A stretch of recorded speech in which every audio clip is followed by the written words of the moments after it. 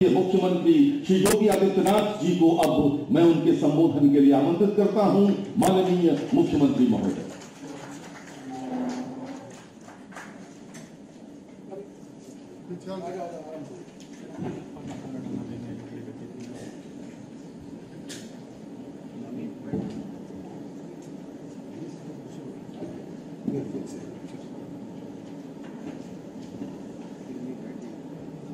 चौबीसवें अखिल भारतीय राज्य लोक सेवा आयोगों के माननीय अध्यक्षों के सम्मेलन में आज प्रदेश की राजधानी लखनऊ में पधारे संघ लोक सेवा आयोग के वरिष्ठ सदस्य सामान्य श्री राजीव नयन चौबे जी, संघ लोक सेवा आयोग के माननीय सदस्य lieutenant general Shri Raj Shukla ji, standing committee of national conference के अध्यक्ष श्री जॉर्ज मैनुअल नोराना जी, उत्तर प्रदेश लोक सेवा आयोग के अध्यक्ष श्री संजय सिंह जी, प्रदेश के मुख्य सचिव श्री दुर्गा शंकर मिश्र जी, प्रदेश के पुलिस महानिदेशक श्री राजकुमार विश्वकर्मा जी, अपर मुख्य सचिव नियुक्ति एवं कार्मिक डॉक्टर देवेश चतुर्वेदी जी, देश भर से आए हुए राज्यों के लोक सेवा आयोगों के सभी माननीय अध्यक्षगण, माननीय सदस्यगण और उपस्थित भाइयों बहनों, मैं आप सबका देश के हृदय स्थल उत्तर प्रदेश की राजधानी लखनऊ में इस 24वें सम्मेलन के अवसर पर राज्य सरकार की ओर से हृदय से स्वागत करता हूं, आप सबका अभिनंदन करता हूं। मेरे लिए यह अवसर इसलिए भी महत्वपूर्ण है कि उत्तर प्रदेश के प्रशासन ने विगत 6 वर्ष के अंदर जो कुछ भी किया है उसे आप सबके माध्यम से देश तक पहुंचाने, देश के अलग अलग राज्यों तक पहुंचाने और आप सबके अलग अलग संघ लोक सेवा आयोग समेत विभिन्न राज्यों में भी उन नए कार्यों को प्रदेश के अंदर प्रदेश की 25 करोड़ जनमानस और यहां के युवाओं की उन आकांक्षाओं को हम वास्तविक व्यवहारिक धरातल पर पहुंचा सकें, इस दृष्टि से यह सम्मेलन हमारे लिए अत्यंत महत्वपूर्ण है। मैं सबसे पहले धन्यवाद दूंगा संघ लोक सेवा आयोग को, जिन्होंने उत्तर प्रदेश को इस सम्मेलन के लिए चुना है।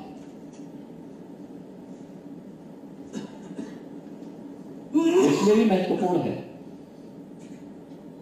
जब ये देश अपनी आजादी के अमृत महोत्सव के प्रथम वर्ष में प्रवेश किया है। आदरणीय प्रधानमंत्री जी के नेतृत्व में इस देश ने आगामी अमृत काल की अपनी योजनाओं को लेकर के एक विस्तृत कार्य योजना तैयार की है। कोई भी समाज और कोई भी राष्ट्र अपने युवाओं की क्षमता, उनकी प्रतिभा और उनकी योग्यता को नकार करके कभी आगे नहीं बढ़ सकता। समाज के लिए एक आदर्श नहीं प्रस्तुत कर सकता। और इस दृष्टि से संघ लोक सेवा आयोग हो या राज्यों के लोक सेवा आयोग हो, इन सब की एक बड़ी भूमिका होती है। आप सब उत्तर प्रदेश में आए हैं। 25 करोड़ की आबादी का यह राज्य देश की सबसे बड़ी आबादी का राज्य है।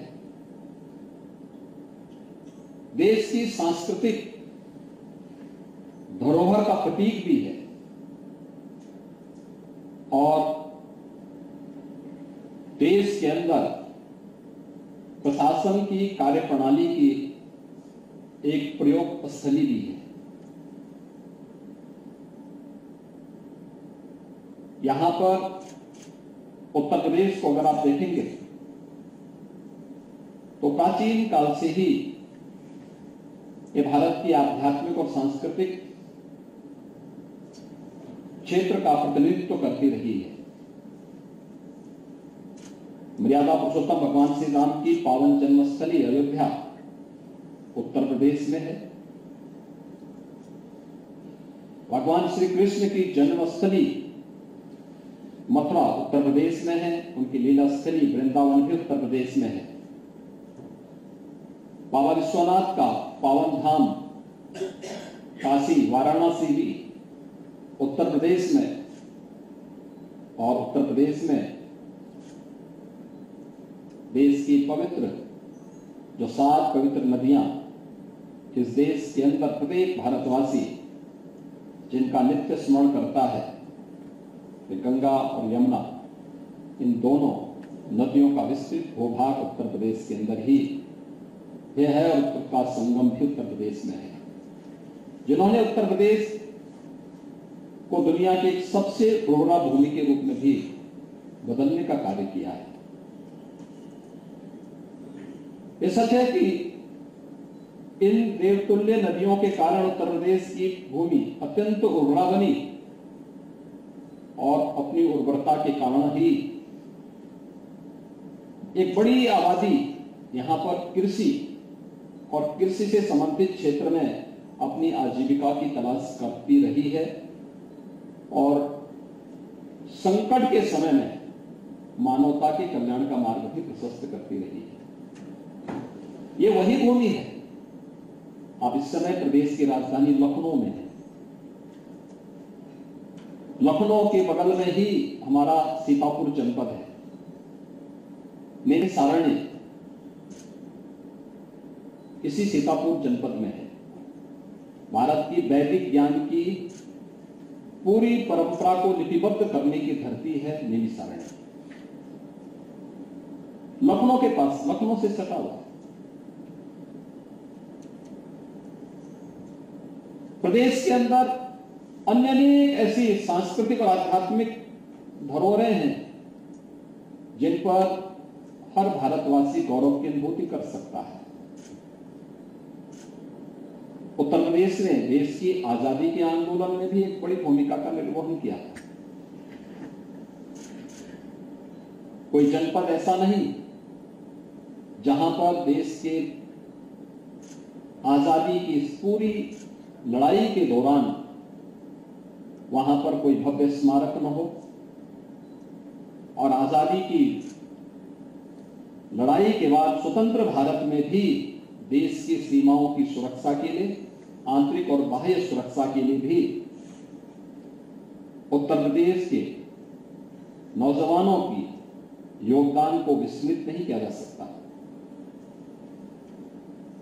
उत्तर प्रदेश से निकली हुई प्रतिभाओं ने स्वतंत्र भारत के अंदर भी अनेक उपलब्धियां हासिल की। यह वही प्रदेश है जिसने स्वतंत्र भारत में सर्वाधिक प्रधानमंत्री भी दिए और यह हमारा सौभाग्य है कि आज देश के यशस्वी प्रधानमंत्री उत्तर प्रदेश की ही वाराणसी संसदीय क्षेत्र से प्रतिनिधित्व करते हैं। उत्तर प्रदेश अपनी अनेक विशेषताओं के कारण तो जाना ही जाता है, लेकिन उन विशेषताओं के साथ साथ अनेक संभावनाएं भी उत्तर प्रदेश में। राजनीति के अच्छे और बुरे दोनों दौर जैसे जीवन चक्र होता है, वही एक उस चक्र के दौर से उत्तर प्रदेश को भी गुजरना पड़ा है। अच्छा दौर था तो बुरा दौर भी उत्तर प्रदेश के सामने आया। बुरा दौर किस रूप में? राजनीतिक संक्रमण का एक ऐसा दौर भी आया था जब उत्तर प्रदेश के सामने अपनी पहचान को छुपाने और पहचान को बचाने का एक संकट भी आया था। ये वही प्रदेश है जो कभी पहले दुनिया और देश और दुनिया जिसे उत्सव के रूप में जानी जाती थी, वो उपद्रव में बदल गया। ये वही प्रदेश है जो अपने महोत्सव के लिए जाना जाता था, जिसने देश को महोत्सव दिए। दीपावली कैसे होनी चाहिए? आप जाइए अयोध्या से, अयोध्या ने दुनिया को दिया, लेकिन यहां पर महोत्सव नहीं। दीपावली कैसे होती है? दीपावली की 15वें दिन देव दीपावली कैसे काशी में होती थी, जिस उत्तर प्रदेश ने दिया। होली का रंगोत्सव कैसे होना चाहिए, जिस उत्तर प्रदेश ने दिया था। महोत्सव और पर्वों के उत्तर प्रदेश ने पर्व और महोत्सव को विस्मृत करके राजनीतिक संक्रमण के उस दौर में उत्तर प्रदेश को माफियाओं की गिरफ्त में ऐसे झगड़ा था कि जैसे लगता था कि अब इसका कोई भविष्य नहीं है। लेकिन 9 वर्ष पूर्व जब प्रधानमंत्री मोदी जी के नेतृत्व में देश की बागडोर आई, एक नई आशा और नई आकांक्षाओं के साथ देश ने बदलाव देखा और उस बदलाव की छटपटाहट यहां पर भी महसूस की जाने लगी। लोगों ने उस बदलाव को अपने साथ जोड़ने का कार्य किया और आज विगत 6 वर्ष के अंदर उत्तर प्रदेश के अंदर हुए बदलाव आप सबके सामने है। हमने पिछले 6 वर्ष के अंदर उत्तर प्रदेश के अंदर उत्तर प्रदेश की जब हम लोग 2017 में प्रदेश की सत्ता में आए थे तो उस समय मैं एक बात देखता था, उत्तर प्रदेश लोक सेवा आयोग से जुड़ी हुई कोई भी परीक्षा रही हो, अधीनस्थ सेवा चयन आयोग से जुड़ी हुई कोई परीक्षा रही हो,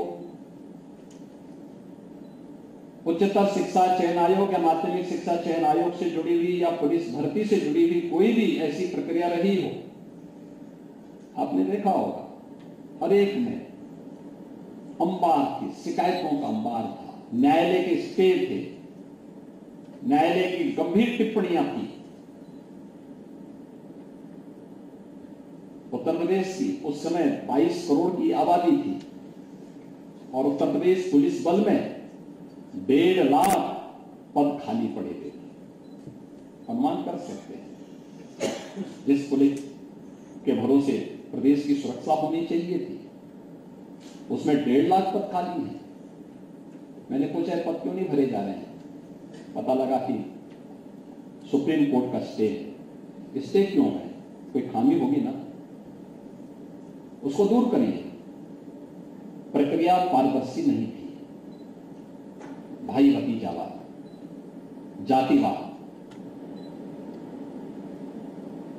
जो लोग सामाजिक न्याय का मुखौटा लगा करके समाज को दिग्भ्रमित करते थे, कैसे भर्ती की प्रक्रिया में भेदभाव उनके द्वारा होता था।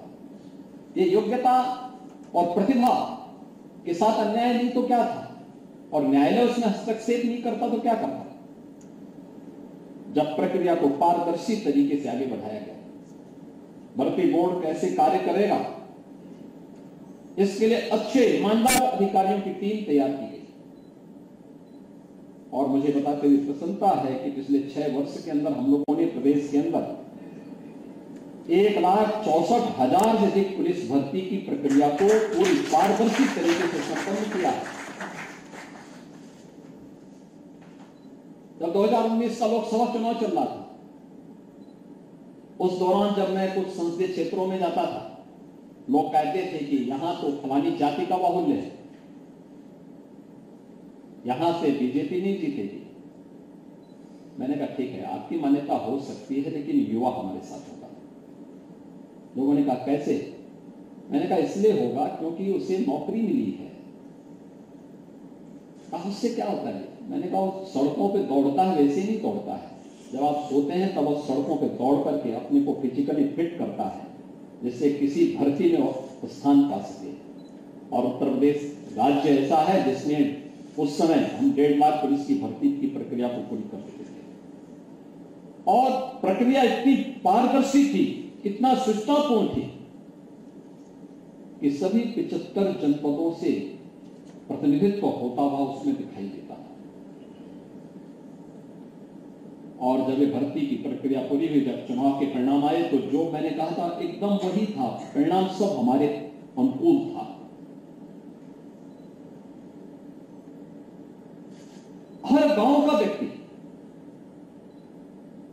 उन क्षेत्रों जनपदों से, हर जनपद का प्रतिनिधित्व भर्ती की प्रक्रिया के साथ जुड़ता हुआ दिखाई दे रहा था।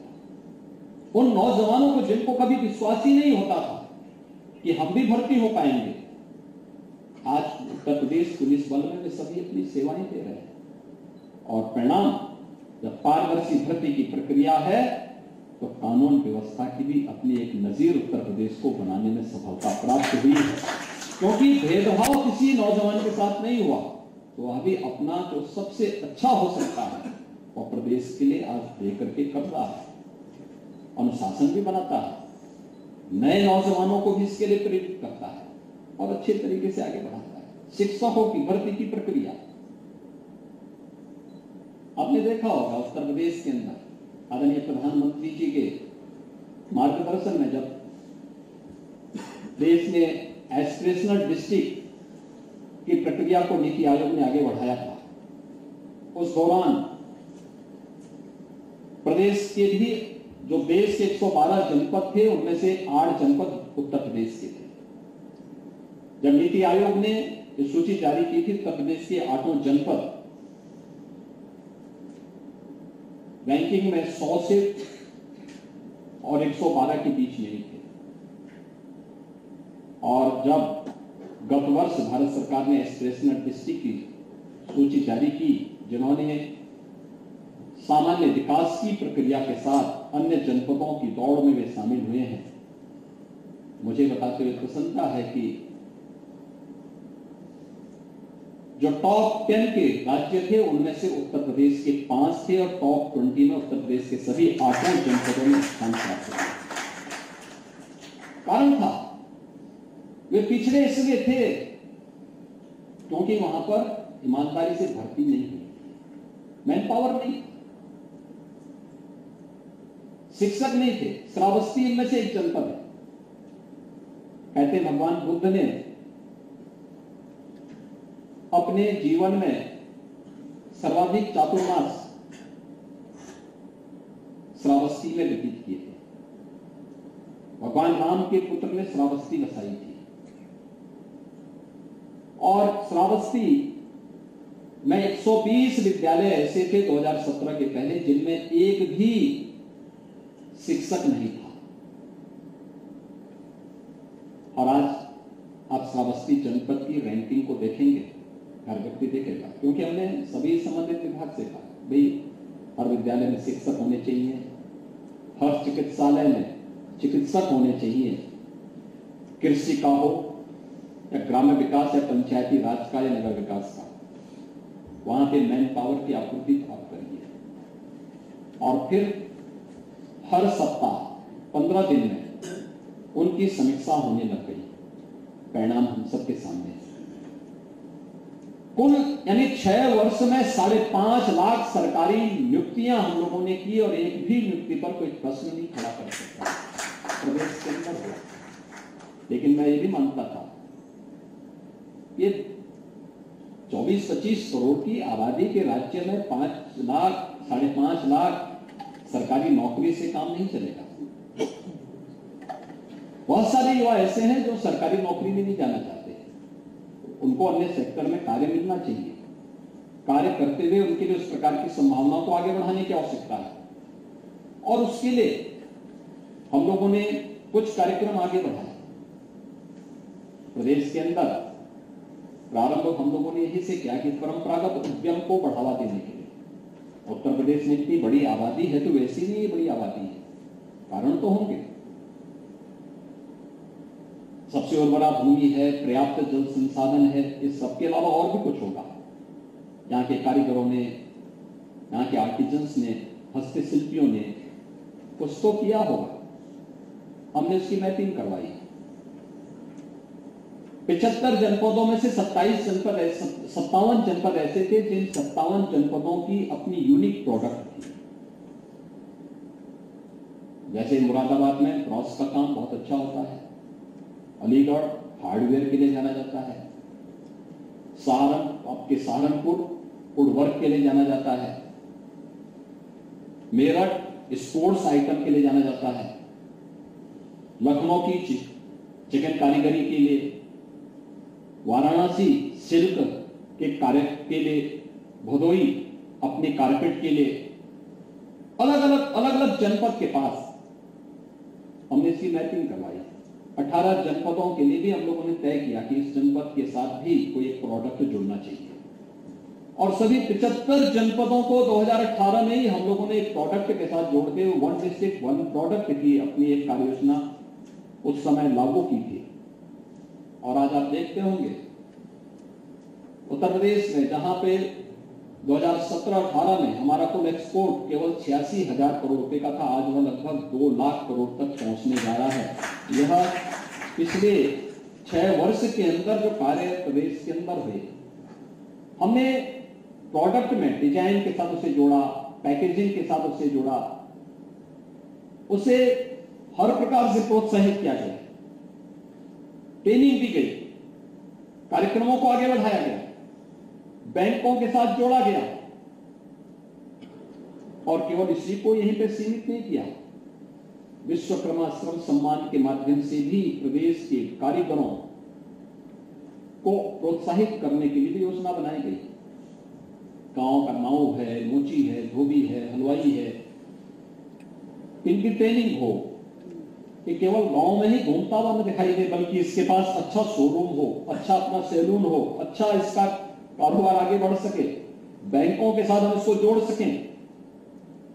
ये सभी कार्यक्रम आगे बढ़े, हम उसको ट्रेनिंग देते हैं, टूल किट उपलब्ध करवाते हैं, बैंकों का फिर मेला, बैंकों से ऋण लोन मेला लगवाते हैं, व्यापक पैमाने पे कार्यक्रम कराए गए।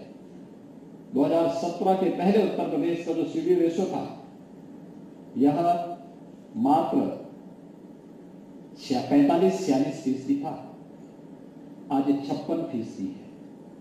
और हमारा प्रयास है कि हम इसको इस वर्ष के अंत तक 60% तक पहुंचाने का कार्य करें और इसको तेजी के साथ आगे बढ़ा दें। इस दिशा में जो प्रदेश के अंदर बेहतर कानून व्यवस्था के कारण निवेश आया। मुझे याद है जब 2017 में मैंने अपनी टीम से कहा था, औद्योगिक विकास विभाग से, कि प्रदेश के अंदर एक इन्वेस्टर समिट होना चाहिए, तो मेरी टीम कितने का लक्ष्य लेके आई थी? मेरे पास आई थी 20,000 करोड़ का। मैंने कहा भी नाम क्या है इसका? Global investor summit. मैंने कहा इसका नाम हटा दो, ग्लोबल शब्द हटाओ। ग्लोबल शब्द तभी रखना जब ग्लोबल जैसा इन्वेस्टमेंट भी है। इसका नाम एक इन्वेस्टर समिट रखना है, लेकिन आपने बहुत छोटा रखा है, राशि बहुत छोटी रखी है। 20,000 करोड़ तो कहीं से भी आ सकता है। तो मैंने कहा इसके लिए तैयारी करो, कुछ रोड शो होने चाहिए। एक रोड शो में मैं जाऊंगा और बाकी में मंत्रीगण जाएंगे।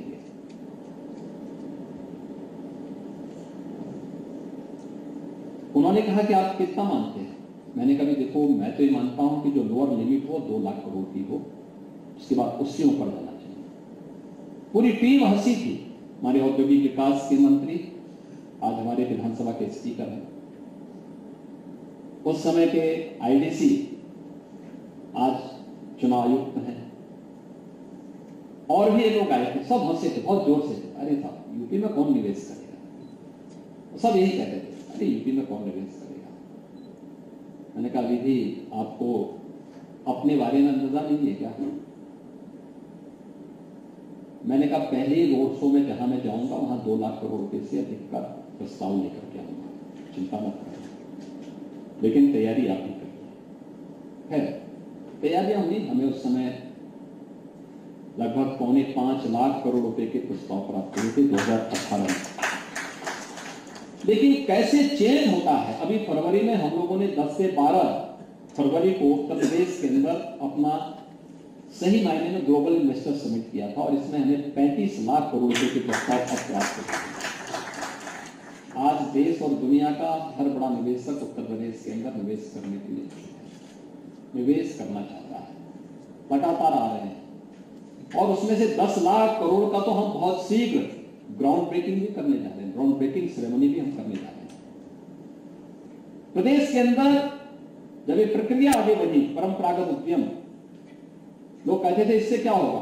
जब 1 डिस्ट्रिक्ट 1 प्रोडक्ट की हमने कार्य योजना लागू की थी, मैंने कहा देखना ये बहुत बड़े पैमाने पर रोजगार देगा। कहा कैसे, इसका पता नहीं। मैंने कहा देखना, दुर्भाग्य कहूं या संजोग को कहूं, 2020 में कोरोना आ गया। लॉकडाउन लगते ही बड़े पैमाने पर उत्तर प्रदेश के कामगार और श्रमिक जो अन्य राज्यों में काम करते थे वे उत्तर प्रदेश के अंदर आने शुरू हो गए। सड़कों पर रेला आपने देखा होगा, और उस दौरान 40 लाख कामगार और श्रमिक उत्तर प्रदेश के अंदर आए थे। अब इनको कैसे कार्य दिया जाए। मैंने कहा कि देखो कार्य इनको मिलेगा, कार्य की कमी नहीं होगी। मैंने कहा जितने भी हमारे एमएसएमई यूनिट हैं इन सबको मैंने कहा कि कोई एक कोई दो व्यक्ति को अपने यहां समायोजन करो। अब आश्चर्य करेंगे 40 लाख बताइए लगा कहां चले गए। 96 लाख एमएसएमई यूनिट है यूपी के पास और इसमें ये 40 लाख उसमें समाहित हो गए। बहुत सारे हमारे राज्य ऐसे थे जिन्होंने अपने कामगार और श्रमिकों को लेने से इनकार कर दिया। तो लोगों ने कहा सब, मैंने कहा देखो यूपी में जो भी आएगा उसको यूपी में रहने की व्यवस्था हमें करनी है। हमें अपने नजदीक के जो भी नजदीकी राज्य हमारे हैं, यहां तक कि नेपाल जाने वाले भी बहुत बड़े पैमाने पे थे, नेपाल सरकार ने लेने से इनकार कर दिया। हमने नेपाल के सीमावर्ती जनपद जो हमारे थे वहीं पे मैंने उनके लिए क्वारंटाइन सेंटर बनवाए, वहां उनके खाने की व्यवस्था, उनके चिकित्सा की व्यवस्था और सारी सुविधाएं दी। बल्कि मैंने उन लोगों से ये भी कहा, मैंने कहा अगर आप कहीं कार्य करना चाहते हैं तो हम आपको जनपद में काम भी देते हैं। हम लोगों ने इस दौरान, लॉकडाउन के दौरान जो उद्योग अपने बंद नहीं होने थे, लगातार चलवाते रहे, कार्य करवाते रहे। परिणाम हम सबके पक्ष में था। बड़े पैमाने पर रोजगार का सृजन यहां पर हम लोगों ने किया, नौकरी दी, निजी क्षेत्र में भी बड़े पैमाने पर लोगों को आगे बढ़ाया और आज व्यक्ति के मन में एक विश्वास पैदा हुआ। अलग अलग सेक्टर में अगर हमें प्रदेश को निवेश के अच्छे गंतव्य के रूप में स्थापित करना है तो प्रदेश के अंदर उस प्रकार का इंफ्रास्ट्रक्चर भी देना होगा। आज आप देख सकते हैं इंटरस्टेट कनेक्टिविटी उत्तर प्रदेश की 4 लेन की हुई है। पूर्वी उत्तर प्रदेश और बुंदेलखंड, ये उत्तर प्रदेश के 2 ऐसे क्षेत्र थे जो आर्थिक दृष्टि से अत्यंत पिछड़े माने जाते थे। आज दोनों क्षेत्र एक्सप्रेस हाईवे के साथ जुड़ चुके हैं। आजमगढ़ जैसा जनपद जिसके नाम से लोग घबराते थे, नाम सुनकर के ही लोग घबराते थे, आज आजमगढ़ एक्सप्रेस हाईवे से भी जुड़ा है। आजमगढ़ में एयरपोर्ट भी बन रहा है और आजमगढ़ में विश्वविद्यालय भी बना रहे हैं। स्टेट यूनिवर्सिटी भी वहां हमारी एक बन गई है। आज वहां कोई भय नहीं है, कोई किसी भी प्रकार की कोई अराजकता नहीं है। जो उपद्रव थे आज पुनः उत्सव में बदल चुके हैं। अयोध्या में दीपोत्सव का कार्यक्रम हो रहा है, काशी में देव दीपावली हो रही है, प्रयागराज फिर से अपने कुंभ और माघ मेले के लिए जाना जा रहा है, वृंदावन रंगोत्सव के लिए जाना जा रहा है। ये सभी आयोजन फिर से प्रारंभ हो गए हैं और हर एक इवेंट उत्तर प्रदेश के अंदर एक उत्सव में बदलता हुआ दिखाई दे रहा है। ये प्रयास जब भी होता है ये इसलिए हम सफल हुए क्योंकि उत्तर प्रदेश की हमारी प्रशासनिक टीम ने न केवल जनता के प्रति संवेदनशीलता के साथ बल्कि पूरी प्रतिबद्धता के साथ उसे ओन किया है। बिना ऑनरशिप के कुछ भी काम नहीं हो सकता। उसने इस बात को स्वीकारा कि नहीं, मुझे करना है, मुझे रिजल्ट देना है। और परिणाम था, उसने संवाद बनाया जनप्रतिनिधि के साथ। नहीं तो यहां तो पहले रोज मारपीट होती थी अधिकारियों में, जनप्रतिनिधियों में गाली गलौज होती थी। आज आप देखते होंगे कोई शिकायत नहीं। एक संवाद, जो संवादहीनता थी, लोकतंत्र को बिना संवाद के हम आगे नहीं बढ़ा सकते। आज ये संवाद कायम हुआ है, लोगों के मन में एक विश्वास पैदा हुआ है। जो पुलिस कभी लोगों के लिए भय और आतंक का कारण बनती थी, आज जनता को उसके प्रति ये भाव दिखाई देता है कि नहीं, ये मेरी सुरक्षा का कारण है, मुझे सुरक्षा प्रदान करेगी। शिक्षक जो प्लान करते थे, नहीं आते थे, स्कूल नहीं आते थे। अब आश्चर्य करेंगे, उत्तर प्रदेश बेसिक शिक्षा परिषद में 2017 के पहले केवल 1,34,000 बच्चे थे, 1,34,00,000 बच्चे थे। आज उनकी संख्या बढ़कर के 1,91,00,000 है। और 1,91,00,000 बच्चों के लिए राज्य सरकार के स्तर पर सुविधाएं दी गई हैं, लेकिन जो हमारे पास 1,56,000 बेसिक शिक्षा परिषद के स्कूल थे, इन स्कूलों की स्थिति बहुत खराब थी, जर्जर थे, टॉयलेट नहीं थे, फ्लोरिंग नहीं थी, पेयजल की व्यवस्था नहीं थी, बालिकाओं का ड्रॉप आउट रेट बहुत ज्यादा था, 60% से अब था। आज उसी शिक्षा विभाग के अधिकारियों ने प्रशासनिक अधिकारियों के साथ और जनप्रतिनिधियों के साथ मिलकर के उनमें से 1,40,000 से अधिक विद्यालयों को ऑपरेशन कायाकल्प के माध्यम से अच्छी फ्लोरिंग दे दी, अच्छा फर्नीचर दे दिया, स्मार्ट क्लास दे दिया। आपने देखा होगा कल चित्रकूट के जिलाधिकारी को आदरणीय प्रधानमंत्री जी ने दिल्ली में सम्मानित किया, चित्रकूट जनपद। वहां पर भी ऑपरेशन कायाकल्प के माध्यम से, जो जनपद पहले एस्पिरेशनल डिस्ट्रिक्ट था, आकांक्षात्मक जनपद था, उस जनपद में आज कितना परिवर्तन है। आज जाइए वहां दूर दराज के कोल बाहुल्य किसी जनजातीय गांव में जाइए, आज वहां पे बच्चे स्मार्ट क्लास के साथ अपनी डिजिटल लाइब्रेरी के साथ बैठे होंगे, बेसिक शिक्षा परिषद के बच्चे। ये परिवर्तन उसी शिक्षा विभाग के लोग, जो शिक्षक पहले स्कूल नहीं जाता था, आज अपने विद्यालय के प्रति अपने दायित्वों का निर्वहन करता हुआ दिखाई देता है।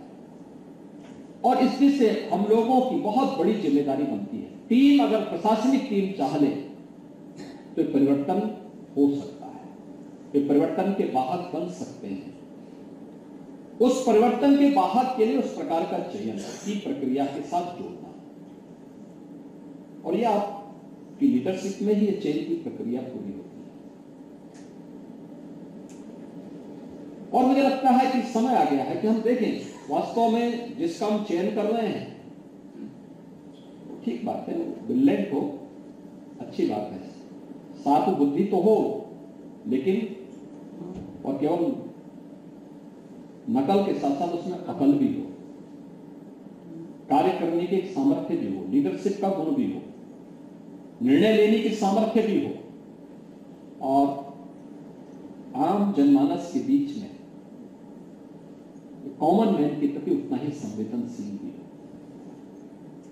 क्योंकि एक संवेदनशील प्रशासन ही जन विश्वास का प्रतीक बन सकता है। संवेदनहीन व्यवस्था,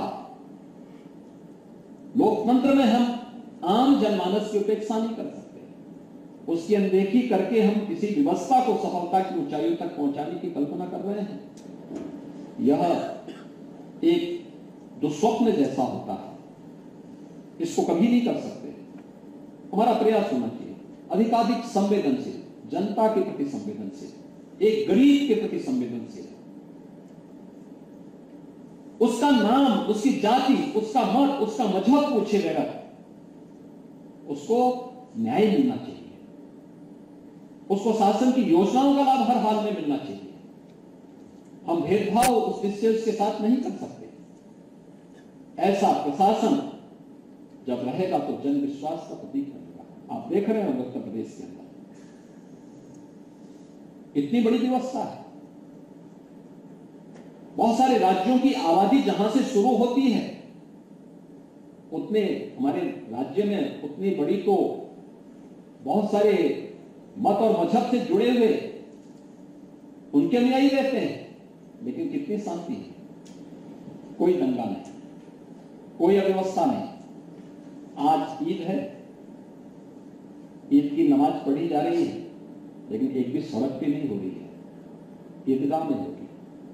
किसी का आवागमन बंद नहीं, आप लोग भी आए होंगे रास्ते से, कोई आवागमन कहीं किसी का अवरुद्ध नहीं है, क्योंकि सबको मालूम है एक कानून का राज सबके लिए समान रूप से है और ये सब पे बराबर लागू होता है, सब पे बराबर लागू होता है, कोई भेदभाव किसी के साथ नहीं, कानून सबके लिए समान होता है। लेकिन ये तब हर समुदाय का विश्वास तब जुड़ता है जब एक संवेदनशील प्रशासन होता है, एक जवाबदेह शासन होता है। लेकिन शासन और जनमानस के बीच में, आम जनता के बीच में जो सेतु का काम करेगा, एक संवेदनशील प्रशासन ही करेगा। उन योजनाओं का लाभ उन गरीबों तक पहुंचाने के लिए, आम जनमानस तक पहुंचाने के लिए उसी को कार्य करना होता है, उसका चयन की प्रक्रिया के साथ जोड़ देना। एक विश्वास का प्रतीक उत्तर प्रदेश लोक सेवा आयोग में आपने देखा होगा कि यदि मैं उत्तर प्रदेश लोक सेवा आयोग के एक परिणाम को देख रहा था और मुझे बहुत सुखद अनुभूति हुई कि जो टॉप 10 थे उनमें से 8 केवल बालिकाएं थी। जो मेरिट सूची आई थी उसमें 10 की, उनमें से 8 बालिकाएं उसमें आई थी टॉप में, और 30% से अधिक बालिकाओं ने उस जो सूची निकली थी उनमें 30% बालिकाएं पास हुई। ये दिखाता है कि जब बिना भेदभाव की, और 75 में से 67 जनपदों का भी प्रतिनिधित्व उसमें हुआ, 67 जनपदों से भी लोग चयनित हुए। एक विश्वास, आप सोचिए जिस जनपद में, जिस गांव में कोई नौजवान यूपीएससी की या स्टेट की किसी पब्लिक सर्विस कमीशन के साथ चयन की प्रक्रिया के साथ जुड़ता है, तो समाचार पत्रों में वहां पे बैनर न्यूज बनती है उनकी कि संघ लोक सेवा आयोग की फलानी परीक्षा में इस बच्चे का या इस बेटी का चयन हुआ है। लोगों के लिए सुर्खियां बनती हैं, क्योंकि आज भी क्रेज है सर्विस की, और उस सर्विस की क्रेज होने के नाते लाखों बच्चों के लिए एक नई प्रेरणा बनती है। लोग देखते हैं, पूछते हैं, इंटरव्यू उनके छपते हैं। आप सोचिए कि एक साथ 75 में से 67 जनपदों में ये समाचार छपे होंगे ना। तो एक समाचार उत्तर प्रदेश लोक सेवा आयोग का, उन्होंने Uttar Pradesh public service commission का परिणाम दे दिया, लेकिन परिणाम अगर केवल भेदभावपूर्ण होता, प्रयागराज में छपता, बहुत होता लखनऊ में छपता, प्रदेश के अंदर छपता तो एक कॉलम की न्यूज बनकर के रह जाती। लेकिन वहां से कॉलम की न्यूज उन्होंने दी, लेकिन कॉलम की न्यूज जब जनपद में पहुंचती है तो 6 कॉलम का इंटरव्यू उस सफल अभ्यर्थी का होगा जिसका चयन उसके साथ हुआ है। उनके नातेदार, रिश्तेदार, मित्रों और समाज के तमाम शुभ चिंतकों की शुभकामनाएं उसके साथ जुड़ी होती हैं। लोगों के मन में विश्वास पैदा होता है बिना किसी सिफारिश से, योग्यता के आधार पर। इससे बड़ा सामाजिक न्याय और क्या है? अगर हम बिना भेदभाव के चयन की प्रक्रिया को आगे बढ़ा रहे हैं, और यही तो है सबका साथ सबका विकास का, यही है सबका विश्वास और सबके प्रयास का। सबने मिलकर के इस प्रक्रिया को आगे बढ़ा दिया, और वो प्रक्रिया इतनी अच्छे ढंग से आगे बढ़ी कि आज मैं देखता हूं प्रयागराज में अब लोक सेवा आयोग के कार्यालयों का घेराव नहीं होता है। 17 के पहले क्या स्थितियां थी, भयावह दृश्य होते थे। युवा सड़कों पे होता था, सुसाइड करता था, मैं योग्य हूं, मेरा चयन नहीं हुआ।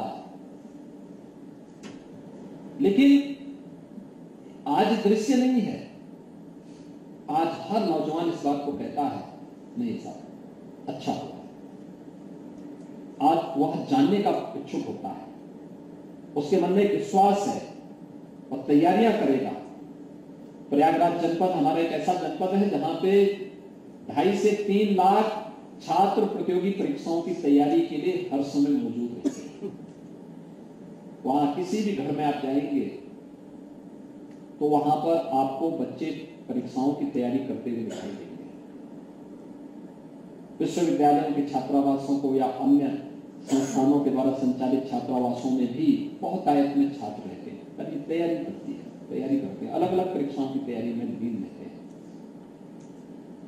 अब वो प्रयागराज अव्यवस्था का नहीं बल्कि लोक सेवा आयोग की शुचितापूर्ण पारदर्शी भर्ती की प्रक्रिया से संतुष्ट होकर के उसे अंगीकार करता है, उसे स्वीकार करता है, उस प्रक्रिया के साथ जुड़ता है। लेकिन बहुत सारे परिवर्तन अभी हो सकते हैं और भी क्या कुछ किया जा सकता है, ये जानने का एक अवसर होगा जब आजादी के 75 वर्षों की यात्रा के दौरान भारत ने बहुत कुछ हासिल किया है। इस दौरान हमें एक लंबी यात्रा को आगे बढ़ाना है और उस यात्रा के साथ जुड़ते हुए जब हम आगे बढ़ेंगे तो हमें सचमुच सभी संघ लोक सेवा आयोग हो या फिर राज्यों के लोक सेवा आयोग, इनकी बहुत बड़ी जिम्मेदारी इनके ऊपर आ जाती है। चयन की प्रक्रिया के साथ साथ उत्तर प्रदेश यानी देश के युवाओं के उन आकांक्षाओं को एक नई उड़ान देने के लिए हमें आगे बढ़ने की तैयारी के साथ आगे बढ़ना होगा। कौन से ऐसे अच्छे प्रयोग अलग अलग राज्यों ने किए हैं जानने का भी एक अवसर होगा और स्वाभाविक रूप से इस प्रक्रिया को हम आगे बढ़ा पाएंगे तो यह देश के हित में होगा, युवा शक्ति के हित में होगा। और युवा शक्ति अगर विश्वास से भरपूर है, सकारात्मक सोच से आगे बढ़ रही है तो उसकी प्रतिभा का लाभ अवश्य देश और समाज को प्राप्त होगा, इसमें कोई संदेह नहीं होना चाहिए। मुझे प्रसन्नता है कि कल भी मुझे आप में से सभी जो राज्यों के लोक सेवा आयोग के माननीय अध्यक्ष और सदस्यगण आए हैं उनके साथ संवाद बनाने का अवसर प्राप्त हुआ था। मुझे प्रसन्नता है, अलग अलग यानी पूरब से भी है तो पश्चिम से भी, उत्तर से भी है दक्षिण से भी, यानी दक्षिण में तमिलनाडु से, केरल से, आंध्र से, कर्नाटक से का भी प्रतिनिधित्व है।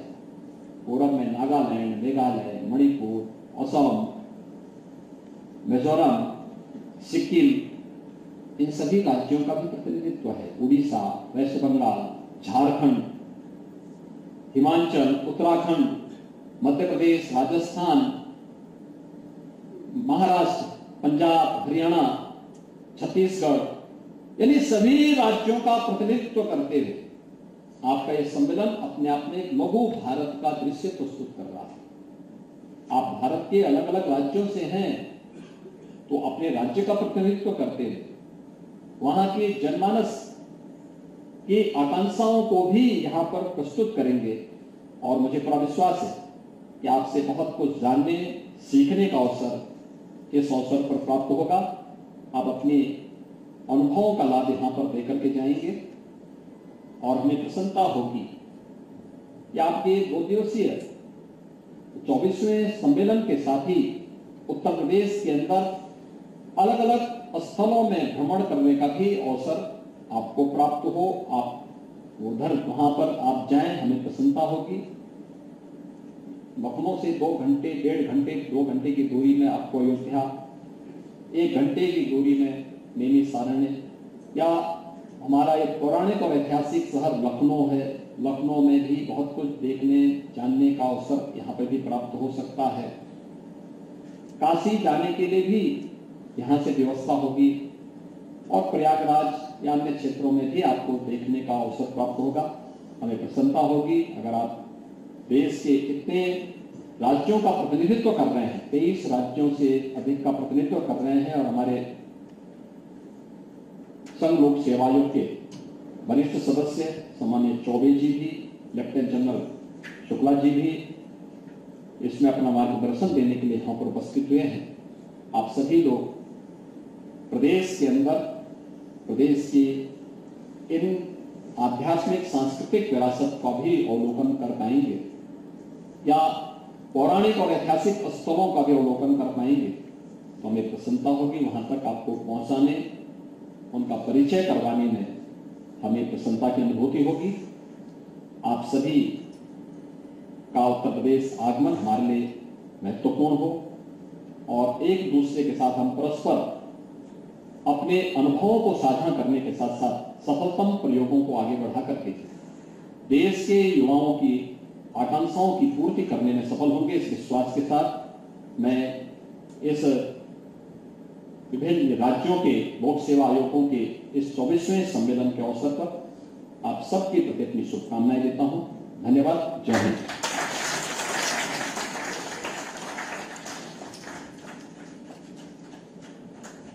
बहुत बहुत धन्यवाद।